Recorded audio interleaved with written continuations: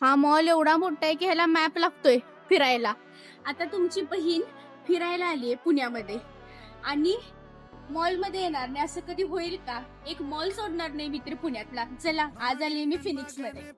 येताच त्या 4 चौघांसाठी बनवलेल्या 4 एस्थेटिक शौचालयांची पाहणी करत मी भल्या मोठ्या वास्तूमध्ये प्रवेश केला.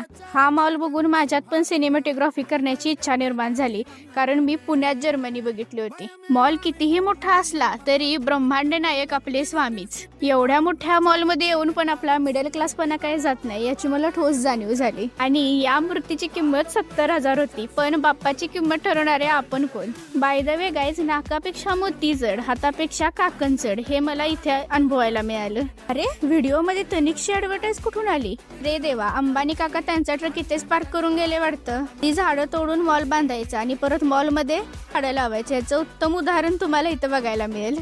अजून खूप कांड केलेत गाईज ह्या मॉल मध्ये. पार्ट 2 बघायला विसरू नका. बाय.